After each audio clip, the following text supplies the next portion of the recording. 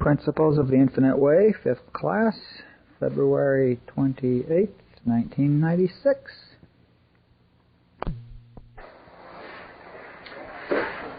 Good evening, everybody.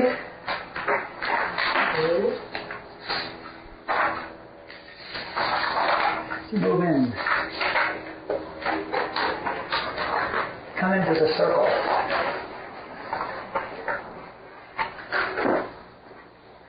Let's see, tonight we're on the nature of error.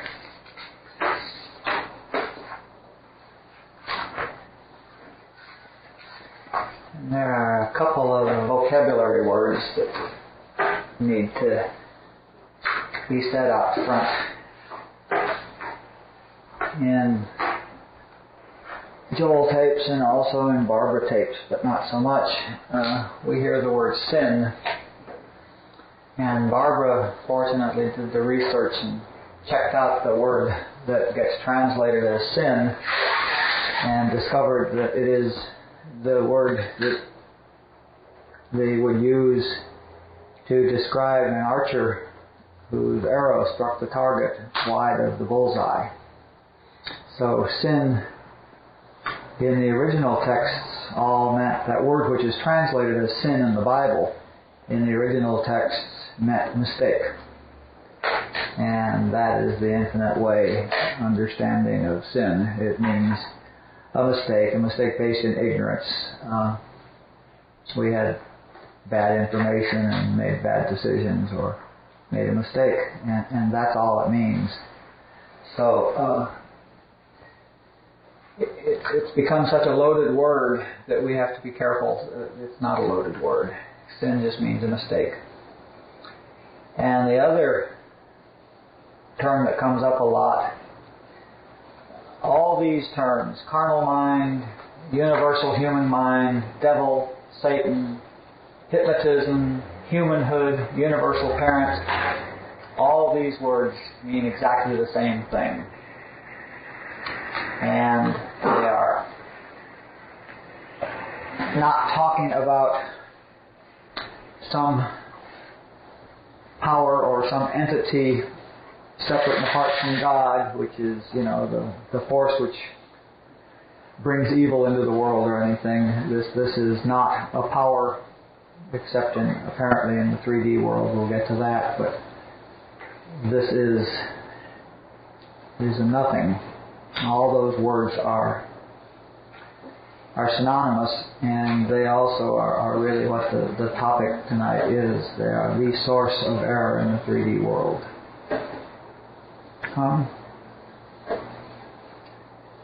God is omnipotent, the only power,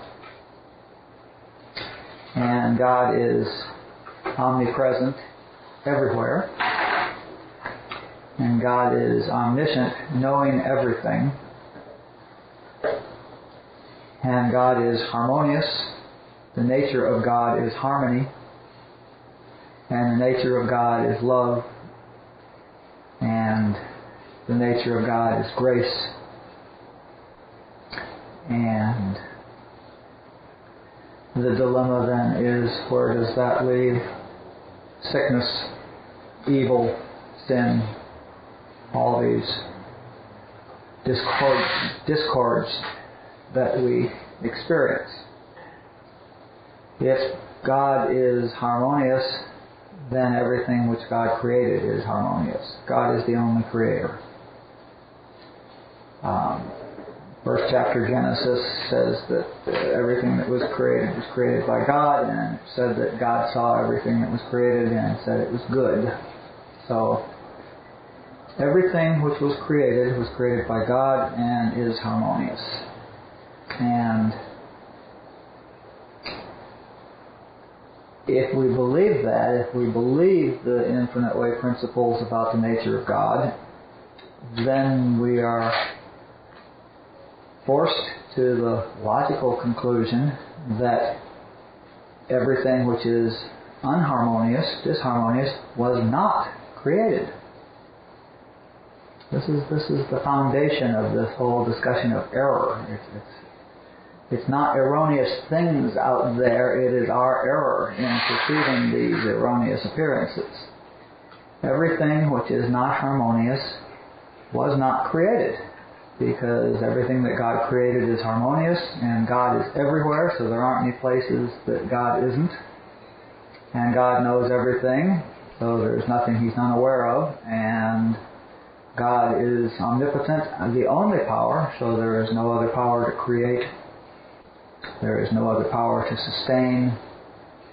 There is no source for error, for disharmony. There's no creator. This is the source of the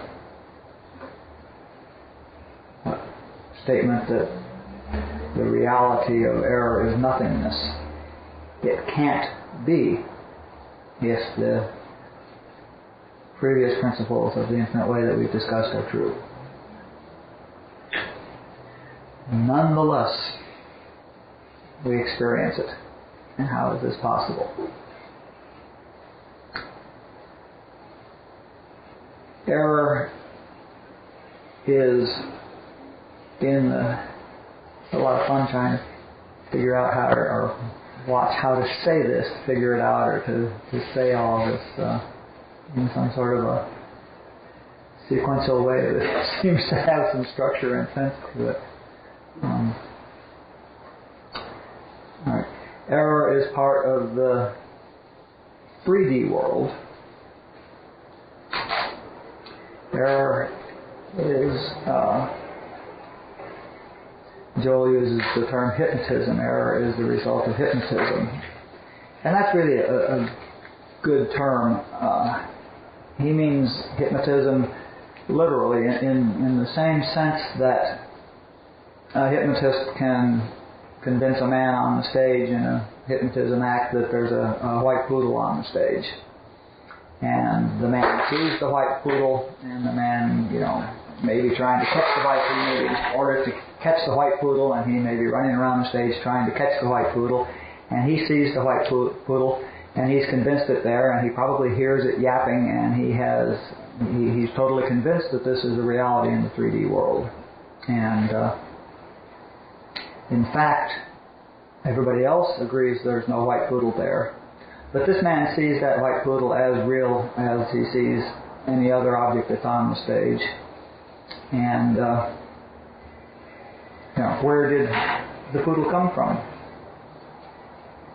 His mind created it. I mean, this is an image in his mind. He didn't create it in the sense that he created a dog out there on the stage. Nobody else sees this dog. But he sees that his mind created that image, and it's real to him. It is in that sense that we're discussing hypnotism.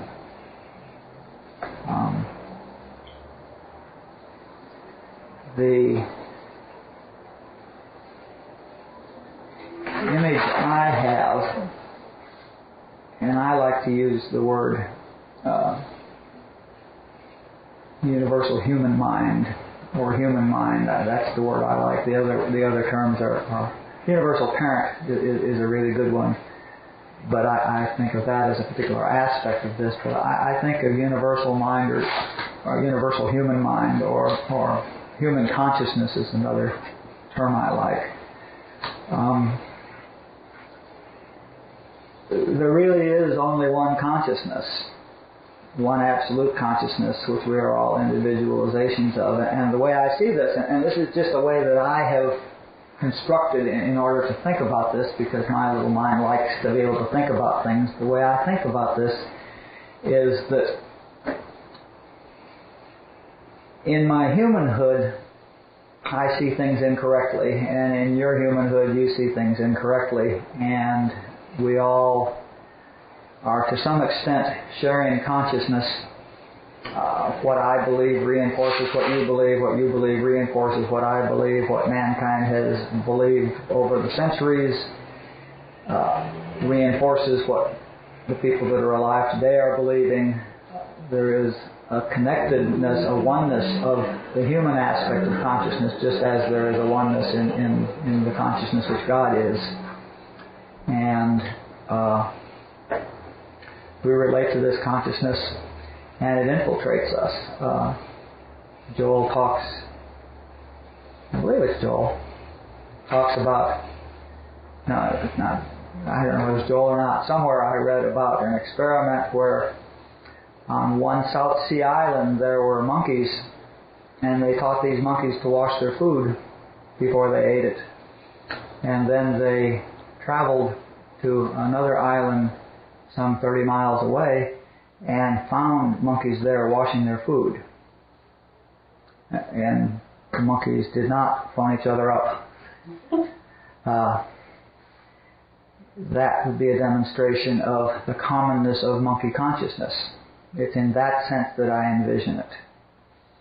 And it feels to me, my experience is that there's all different levels of group human consciousness. There's a male consciousness and a female consciousness and an American consciousness and a Californian consciousness and a Hermosa Beach consciousness, which is different from the Manhattan Beach consciousness, and different groups in different areas. There's a men's stag consciousness, and there's a different consciousness in every men's stag AA meeting, and there's a different consciousness in every women's stag meeting in AA, and meetings have their own consciousness, and these are the collective consciousness of the individuals.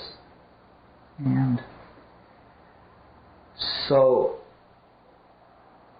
the group that I am sitting in is impacting my consciousness, and to the extent that I relate with the people who are having these thoughts is the extent to which I'm more likely to get it. I'm more likely to pick up on the white male Hermosa Beach Anglo-Saxon than the black female Manhattan Beach consciousness. That's the way it appears to work for me. Joel likes to talk about subliminal perception, the subliminal advertising, and he uses this example a lot. It has been demonstrated that you can, in a movie theater, put every 30-second frame in the movie, put a buy Pepsi-Cola sign and run that for the entire movie. And one frame every 30 seconds, 1 out of 32 seconds, is not a sufficient presence for your conscious mind to ever see it. You will never know that there was a Pepsi-Cola bottle on the screen or a can of Pepsi on the screen. You'll never see that consciously. And yet the increase in sales in Pepsi-Cola is very measurable. People are buying Pepsi-Cola that have never bought Pepsi-Cola before. There is no question that that way of advertising will affect you, and it comes into you subconsciously. You're never aware that these even happen. To your knowledge, you watched a movie and went and bought a Pepsi, and that's the end of it. The human mind, or universal human mind, or whatever we decide to call it, impacts us in exactly the same way. It enters us subconsciously or not consciously, and we are impacted by it. And so our beliefs, to some extent, are determined by the beliefs of those people around us, and certainly our expectations are determined by those people around us. And this is, the power of this is, the apparent power of this is truly awesome. We all believe in survival of the fittest. We all believe that we have to take care of ourselves. We all believe that we have to compete. We all have to believe, on and on and on. The fundamental belief that we're not okay, and equally fundamental belief that we have to do something about it, or that we can do something about it. All these things are just beliefs in human consciousness that are not only passed on from generation to generation, but the fact that you're born humanly, you are in this consciousness now, and it is impacting you and impinging upon you, and these become the part of the conditioning which determines our actions. So this is the source of the hypnotism.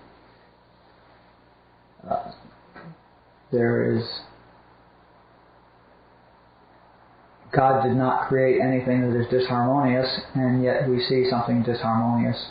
And the reason we can see that is because of two factors. One, universal mind believes it exists, and therefore to some extent we believe it exists.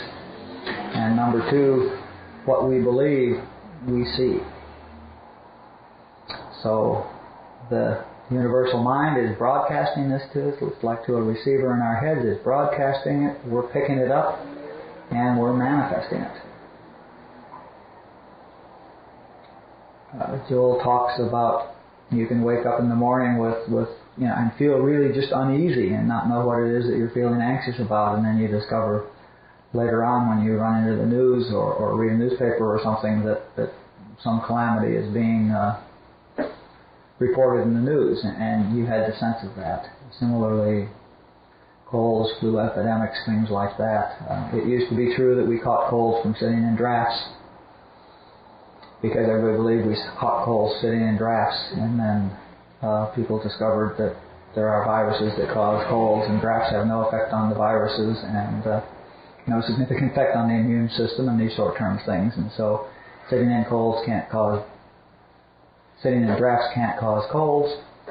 And when this information was spread sufficiently wide, people stopped catching colds sitting in drafts. It's that kind of a thing. So this is the basic principle that we're dealing with here. It's the humanhood belief system impacting our minds and determining what we manifest and experience.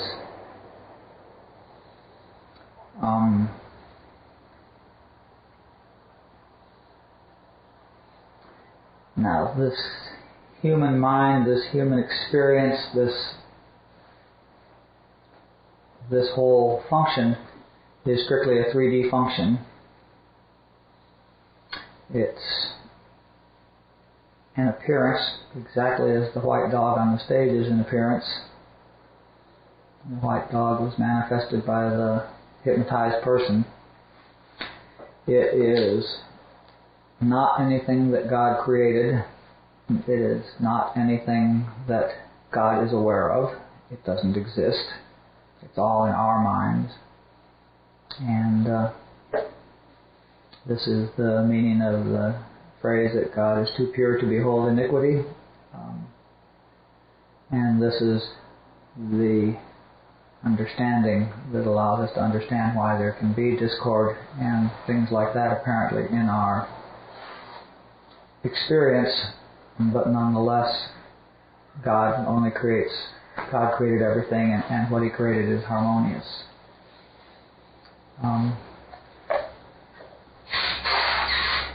God's creation is real. God's creation is spiritual. Man's creation is images, and man's creation is material. When we get to mind next week or the week after, we'll spend some time looking at the creativeness of the human mind as well as the creativeness of the God consciousness. But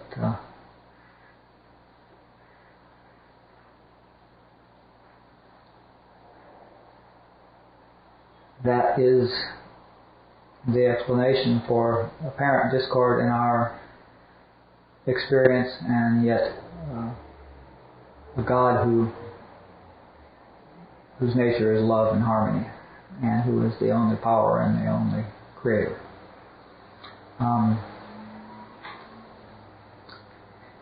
Now this human mind, this universal humanhood, in fact has no power. It's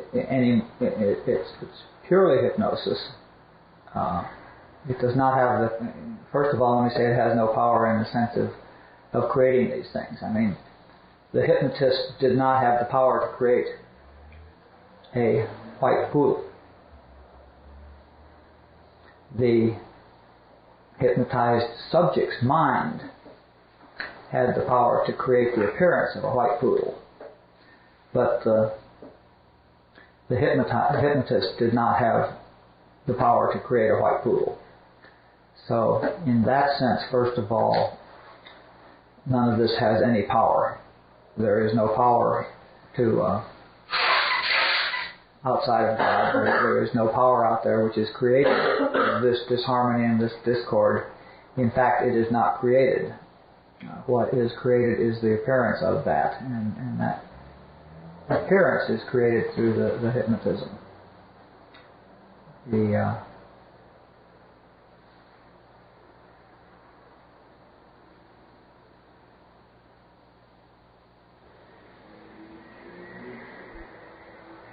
Another thought there, and it disappeared.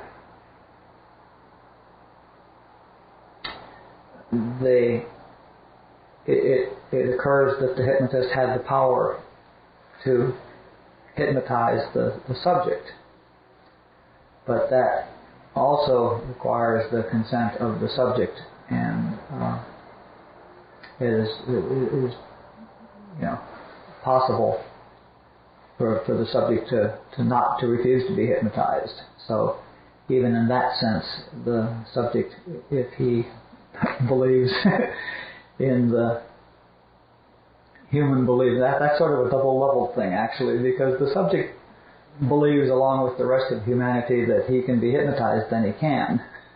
So the universal mind hypnotism is making the hypnotist possible, but a person who has God consciousness can't be hypnotized. There's just not a chance that somebody with an elevated consciousness would be hypnotized. So even the hypnotist did not have power either to cause the person to manifest the dog or to create the dog himself.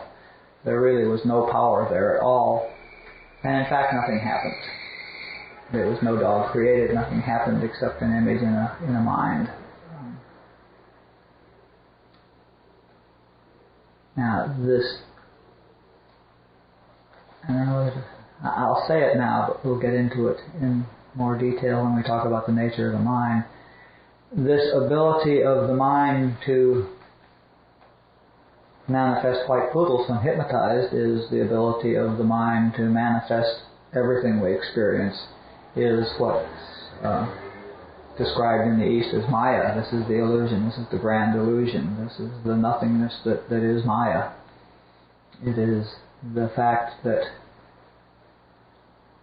we have images in our mind and we treat them as if they had material reality and were out there. In fact, out there is in here. It's all images in the mind. None of it has reality in the 3D world. God is spiritual. God's creation is spiritual. Strictly spiritual. God did not create any matter. God created spiritual ideas, spiritual thoughts, spiritual creations. And there is no other creator, so nothing else was created except in the mind of man who has forgotten his connection, his oneness with God.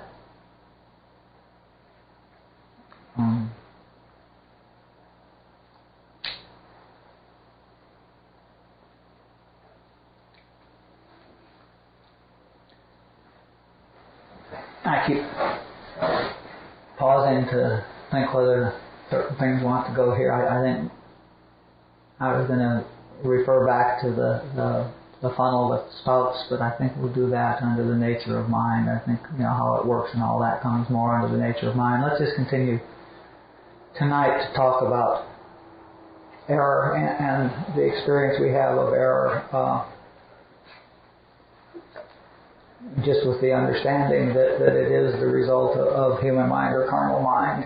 I think of universal parent, by the way, as that particular aspect of the universe, of the human consciousness, which is saying ought to, should, you should, the chattering shoulda, oughta, coulda, that particular aspect of it is the universal parent in my sense of it.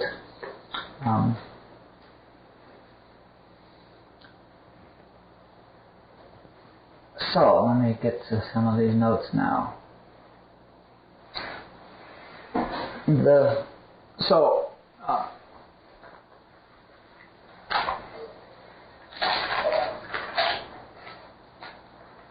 It should be remembered that we are spiritual beings. That it's also true that we are not these material beings, that we are spiritual beings, and that we are harmonious beings, that everyone we encounter is a spiritual being. Everyone we encounter is harmonious. The reality of them.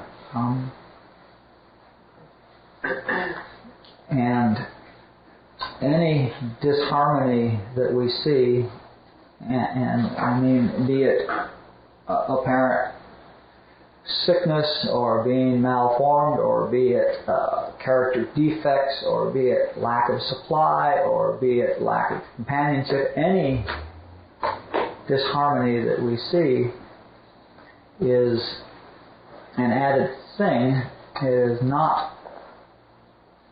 It does not belong to the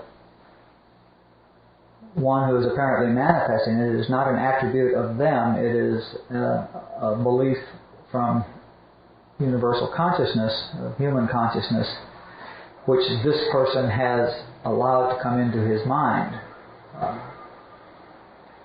The point is that the apparently sick person is a spiritual being and is harmonious and is incapable of having any of these things in the real being, which is the spiritual being, which is not visible through these five senses. The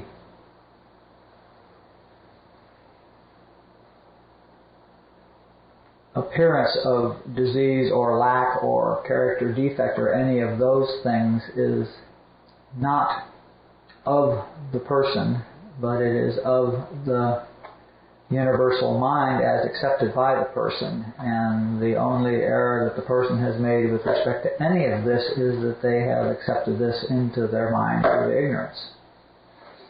I mean, not understanding the process, not having sufficient consciousness of the process, of this process we're discussing, allows this to enter our mind and impact our mind and affect what we manifest.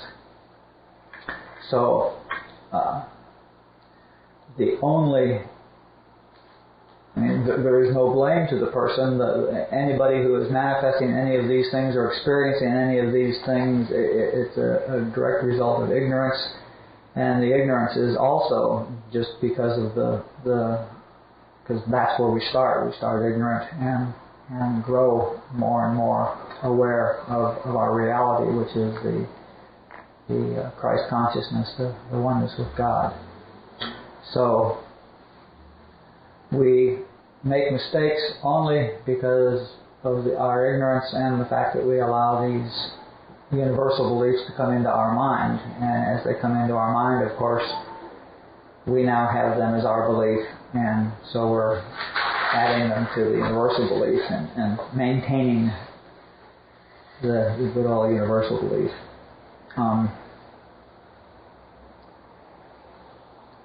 We have forgotten who we are, and we're cut off from God, and that's what permits us to make this mistake. And we have adopted the dualism. We believe in good and evil, and beautiful and ugly, and right and wrong, and moral and immoral, and sick and healthy, and all these things. And that is human mind. And to the extent that we believe in these, they are happening in our lives. And to the extent that we believe in good, we believe in the potential for evil. And to the extent that we believe in health, we believe in a potential for sickness. And the problem is not that we, it's not like we should only believe in good and try to erase the bad from our life, because that's or from our minds or from our beliefs. Believe in health and don't go into what is the word? Affirmations. Don't start affirming health because and decide that you will believe in health but not believe in lack of health, because that's not possible. We can't have health unless we have lack of health to measure it against. We can't have good unless we've got evil to measure it against. We can't have pretty unless we have ugly to measure it against. And on, right and wrong especially. We can't have right without wrong to measure it in, and then we switch companies and the measuring stick changes. Switch countries, switch cultures, the measuring stick changes. So we can't maintain our belief in good and evil. We can't maintain our belief in good or evil and avoid this, because to the extent that we're believing in good or evil, we are buying this universal mind. We are the belief in good and evil is the result of this hypnotism. The experience of good and evil is the result of the experience, is the result of the belief in good and evil.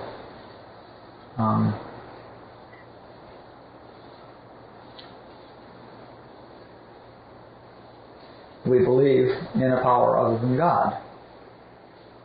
Mankind believes in a power other than God. The 3D belief is that there is a power other than God, that all these things have beliefs, that have power, that AIDS has power, that a man with a gun has power, that a hydrogen bomb has power. These things are all beliefs that are thoroughly soaked into human consciousness, and we believe them. And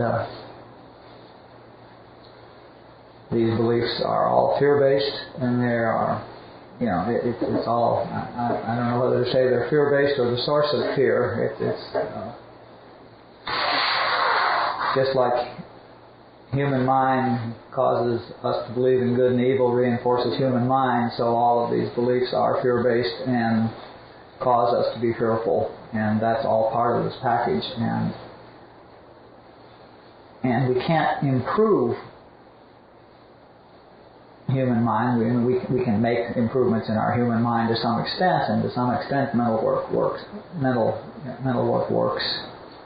To some extent we can do things mentally, but the solution is not to get rid of the evil and keep the good, and get rid of the disharmony and keep the health and things like that.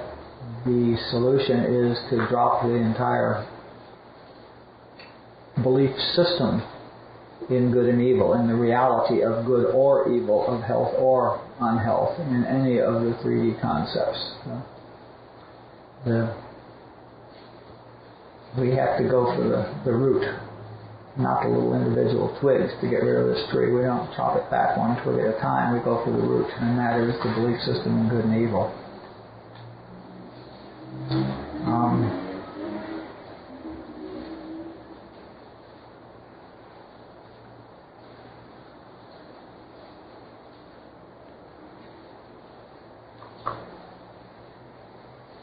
Is there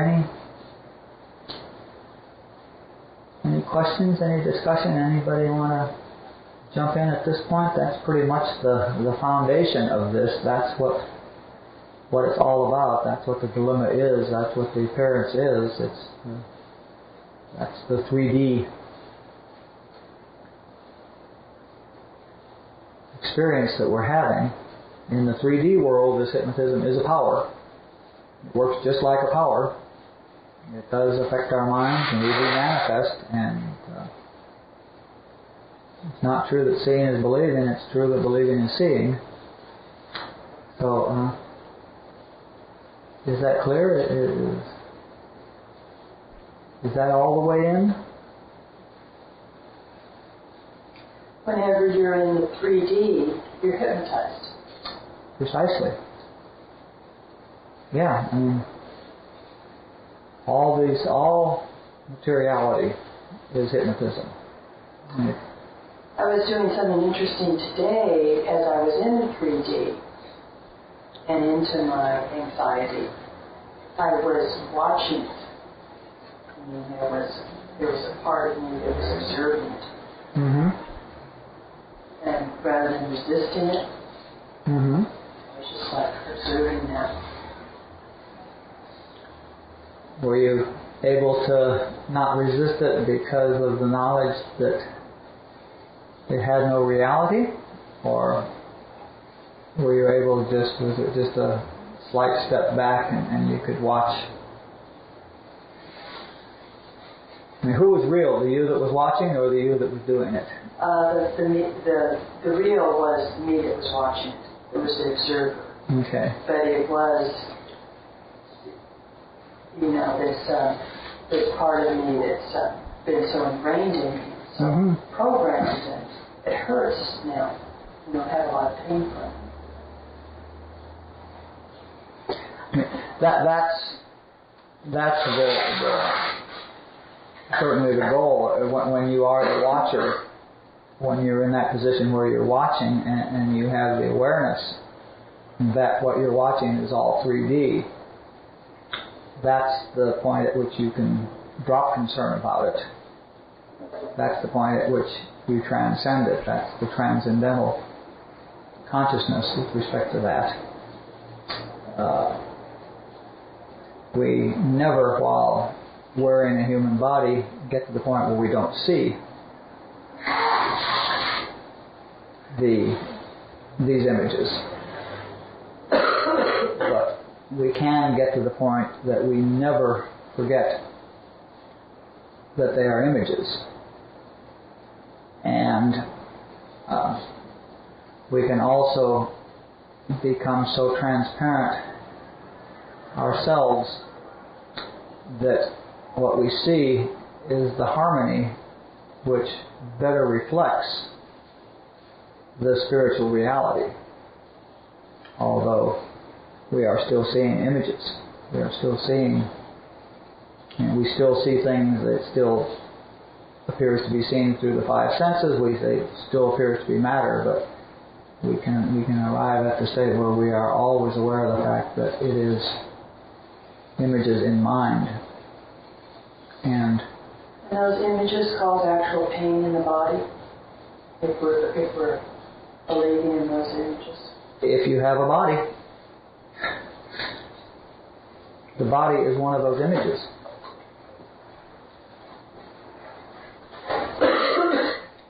Those images can cause pain in that body, as they can in a dream at night.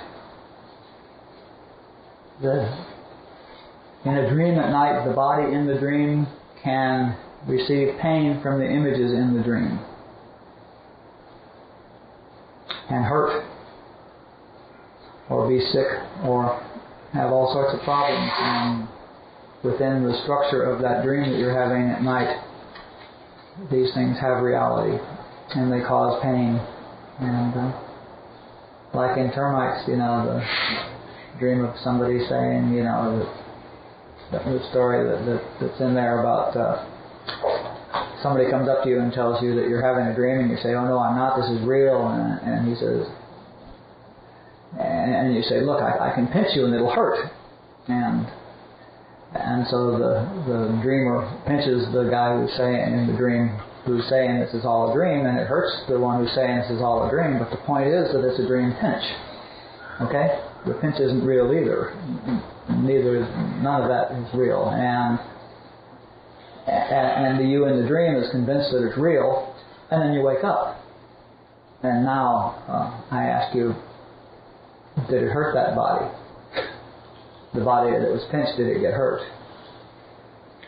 Well, it certainly seemed so in the dream. And now that the dream is gone, did the body get hurt?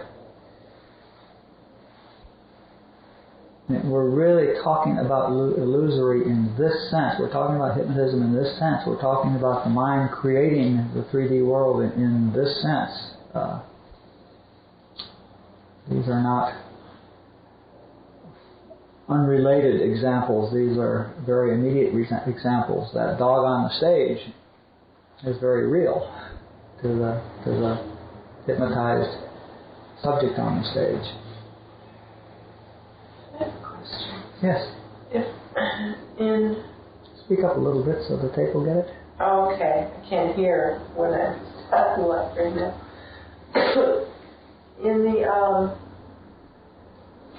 when we're in God, are connected with a God consciousness, aware of that connection, then God channels through us.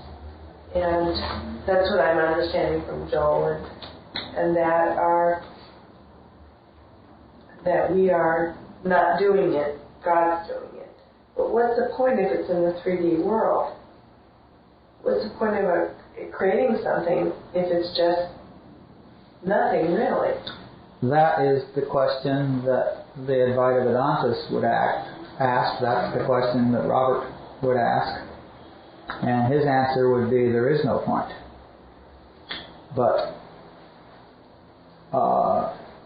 people like Joel, or people like in the Buddhist religion, the Bodhisattvas, are people who have the great compassion for the souls who are...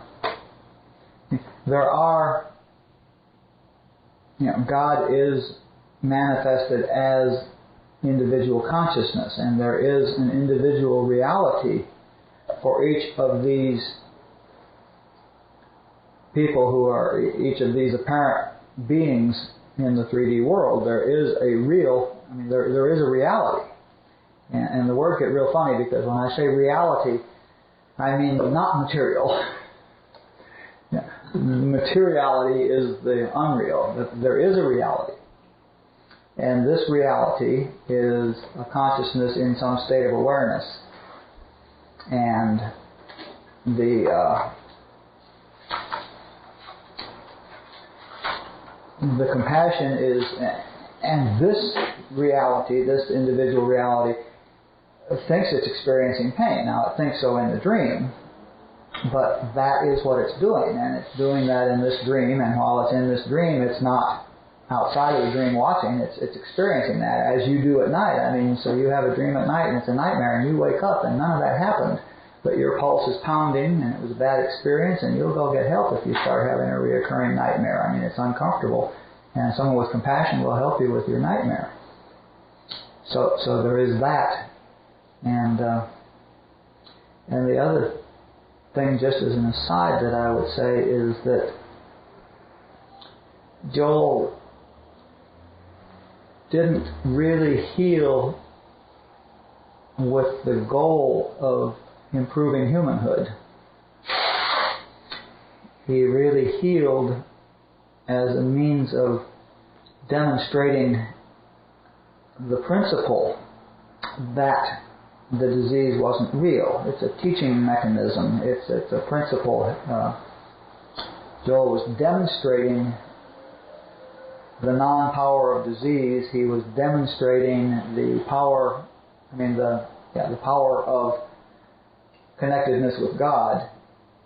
And also, in the healing of someone, it's not just a matter of, if I were to heal someone, I could not, it's not that I can,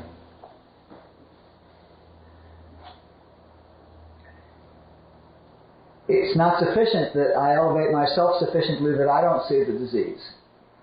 What must happen is that the patient, if you will, must have their consciousness elevated to the point that they don't see the disease. They must have, the awareness has to be of the client. The change has to be there to be healed. They don't have to consciously be there. They don't have to be the work. They can be lifted by the practitioner. But the fact is that they are lifted, and it is a spiritual experience, not just for the practitioner, but also for the client to some extent. And that is an increase of awareness. And it is a step forward on this path of growing awareness of this individual consciousness, which is progressing towards its awareness of the fact that it was always one with God. And the fact is that that individual consciousness, in fact, always was one with God. And why God is playing this wonderful game is something you should take inside between you and God. But a bodhisattva is a Buddhist practitioner who has reached the point of enlightenment. and has elevated himself to that incredible height where he can take that final step and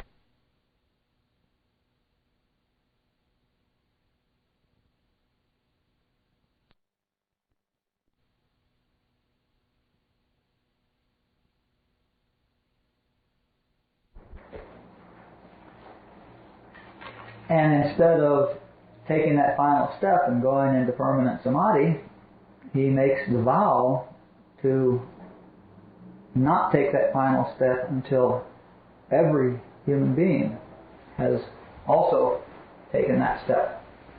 So it is the ultimate compassionate act. And Joel is very much of a bodhisattva, not Advaita Vedantist. So somewhere in there is the answer to that. But the purpose of this is the elevation of human consciousness. And we do it by elevating our consciousness, and which is the only thing we can in fact work on. And as a result of elevating our consciousness, we elevate the consciousness of those around us, and we elevate the consciousness of those who come to us, and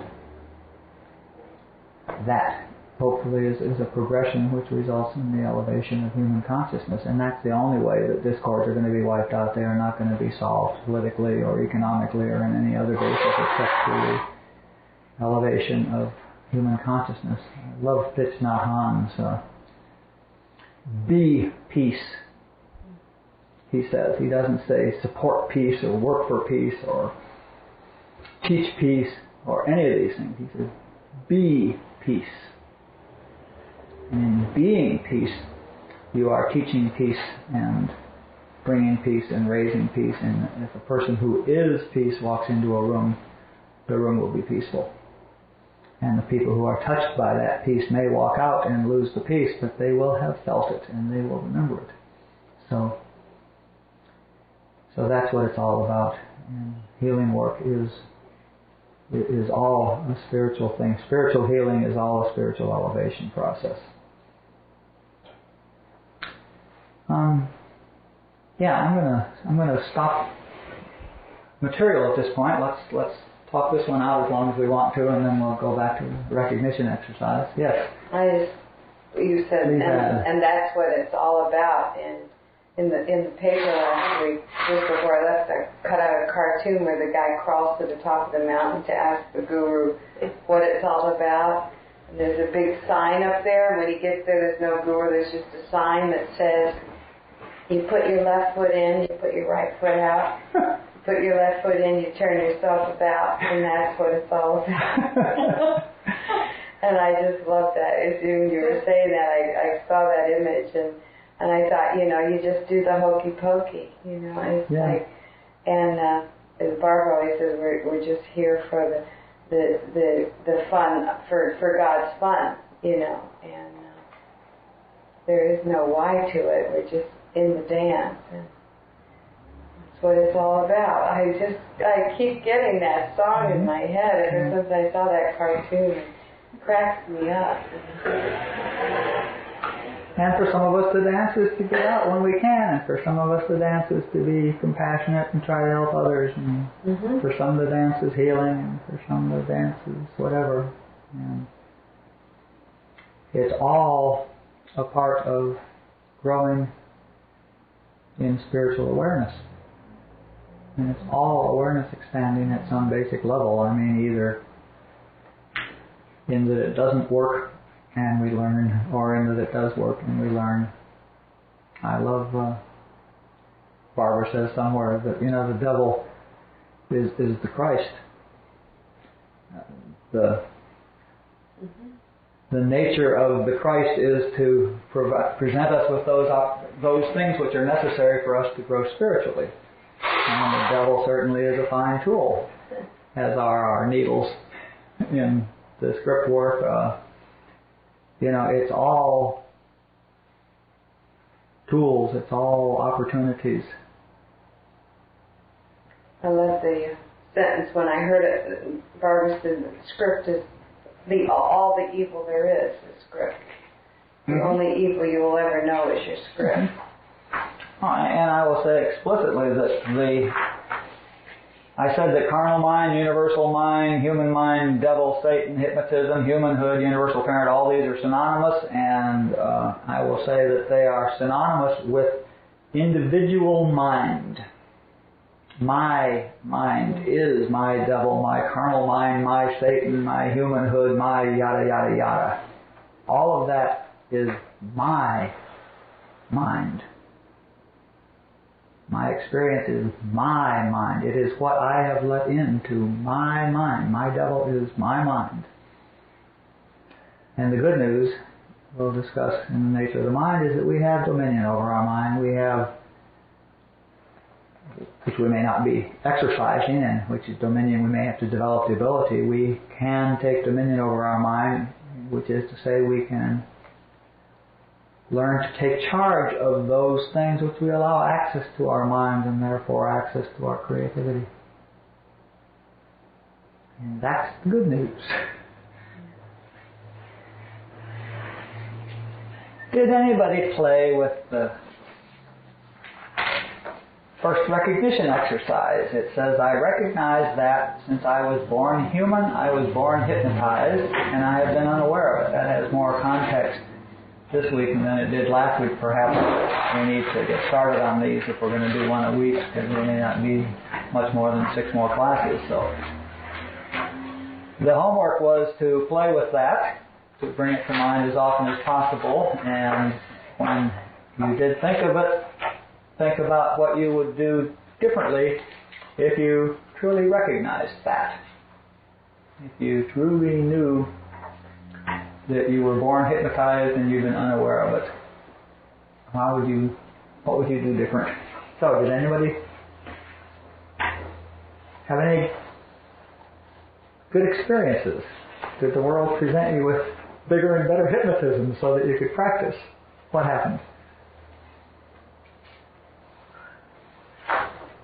I didn't start working on it until later in the week.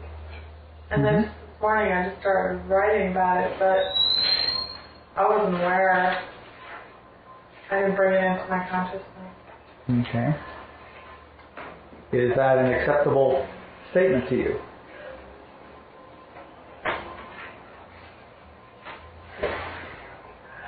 Do you recognize that?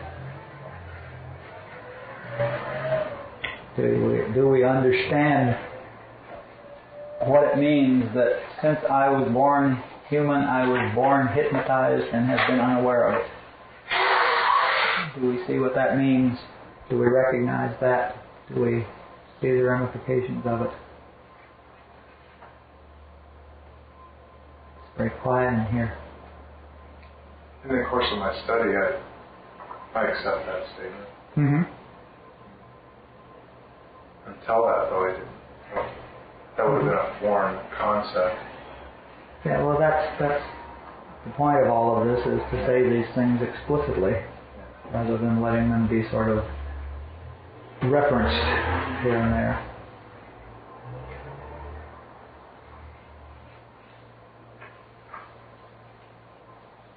Well, there are 7 of these, and I would like us to spend a week on each one of them. I really think this class will probably be done in 6 more weeks, so let's continue forward on these. This week it is, I recognize that every discord, every misery, every pain that has ever come to me has been due to my acceptance of the hypnotic suggestions of this world.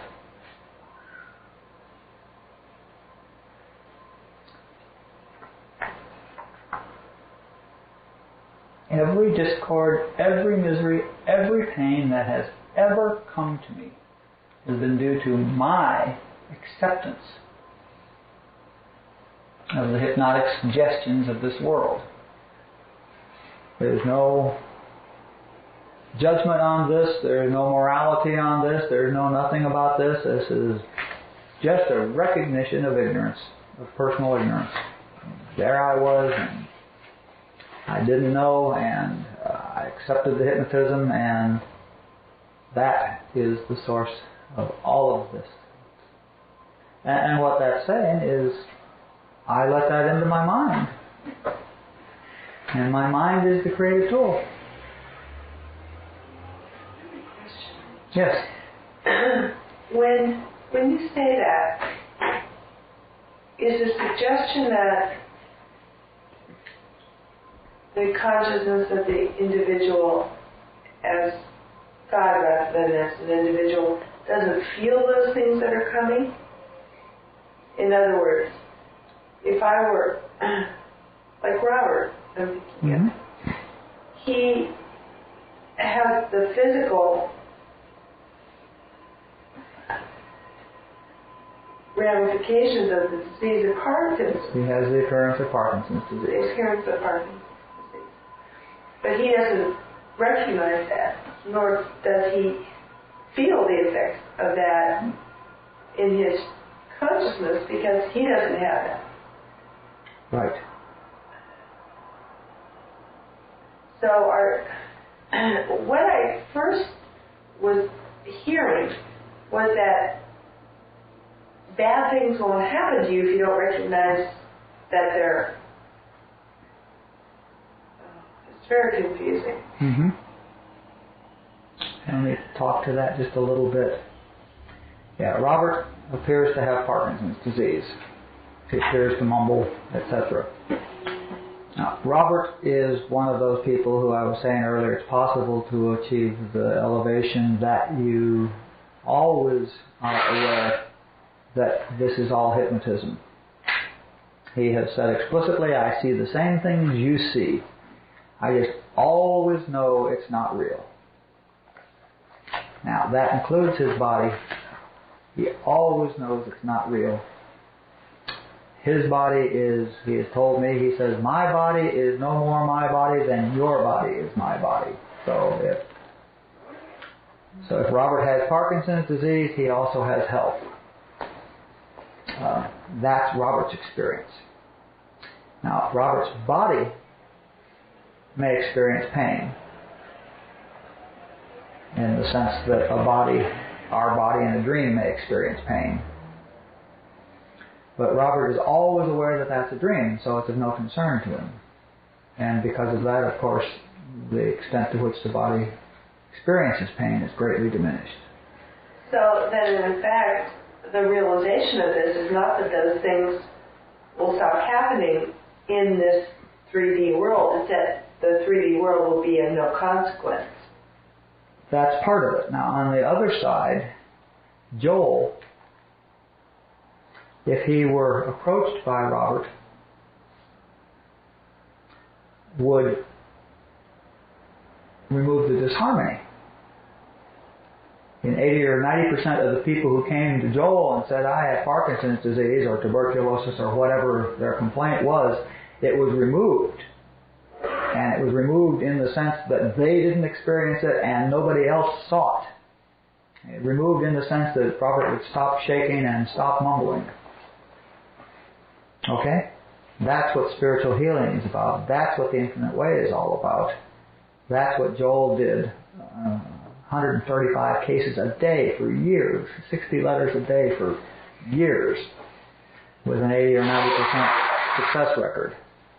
That's spiritual healing. Now, Robert is not, and that's what Jesus did. That's the healing that's in the Bible. The recognition. And that's what I was alluding to, that I said, when you are a clear enough transparency for God, then what is coming into your mind is the godly concepts, the godly ideas, the spiritual ideas, and then what you see is a result of that expression rather than a result of what is expressed by letting world mind into your mind. And we'll do more on this in healing, but the fact is there are two sources to your mind. One is world mind and the other is God mind. And to the extent that God mind is driving your mind, you are seeing harmony in your own experience. And to the extent that world mind is driving your mind, you are seeing good and evil and health and discord and things like that in your experience. And Joel was so elevated that he was a transparency. And Joel also could not behold iniquity. He could not behold health, disease in anyone who brought their consciousness to him. And so if somebody brought their consciousness to him, then Joe would elevate them to his elevation, and because they had brought themselves to him, and because his consciousness was that high, the harmony that is the nature of the reality underlying that appearance would be revealed. So there's that side of it too. But if you absolutely know that it's a dream, as Robert absolutely knows, then he doesn't much care what goes on in the dream. A different, totally different place of consciousness. And that's why there were bodhisattvas, and that's why there are those who went into samadhi and just went, That's an interesting thing to me, because the question you're raising it seems to be the work that I've been given to do right now, is to integrate these two things and understand them, because I've trained for 20 years reading Infinite Way and with various of Joel's students, but I also have had as my personal teacher both Robert and Rashneesh. And these people are not healers. They're just very clear that there's nothing to heal. So that's as much information as I can give you about that today. It's a different type of consciousness. That's not the right word. Sometimes I suspect that it has to do with the nature of the particular physical being before it achieved the enlightenment, and sometimes I think it has more to do with the audience that the person is to teach. Robert is teaching one group of people at one level of consciousness, and he has things to teach. And Joel was teaching another group of people at a different place in consciousness, and he had things to teach, as did Buddha and Jesus. An entirely different message, but the same truth exactly. A different audience. All these things relate. But the fact is that it is not that your humanhood won't improve. Your humanhood will improve as your God consciousness improves. It's a direct. If your goal is to improve your humanhood, then you're believing in your humanhood, and this is a hindrance. But if you achieve awareness of the presence, grace, love, and harmony of God, that will become your experience, and that healing is possible. Joel did it thousands and thousands and thousands of times. It can definitely happen. There are people doing that today in Los Angeles. There are Joel students who do that. There are students of Joel students who do that. And there are probably fourth generation students by now who are doing that. I don't know.